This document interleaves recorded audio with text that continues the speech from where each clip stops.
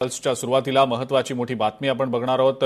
शिक्षण मंत्र्यांच्या राजीनाम्यावर सीजेपी ठाम असल्याचं दिसतं आहे आणि याच अनुषंगानं धर्मेंद्र प्रधान यांच्या राजीनाम्याच्या मागणीबाबत कोणतीही तडजोड नाही।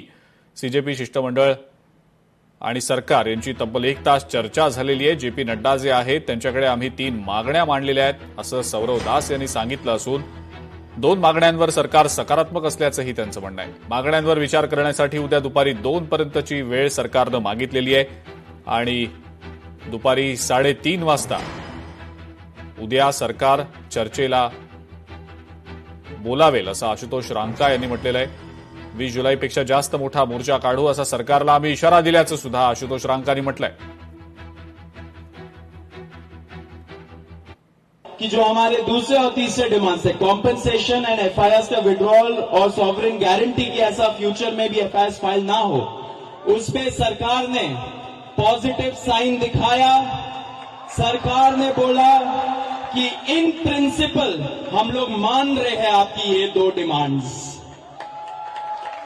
तो कल हमें फिर से बुलाया है।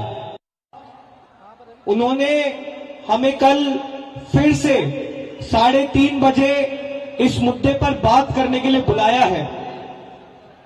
हमने सरकार को बहुत क्लियरली ये कम्युनिकेट कर दिया है कि हम अब ज्यादा वक्त इस पर जाया नहीं कर सकते।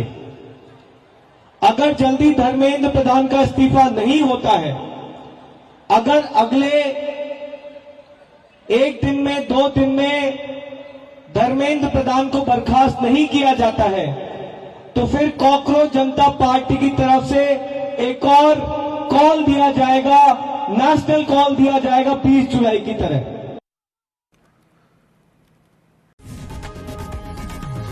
लोकशाही मराठी ऐका, पहा, जागरूक रहा।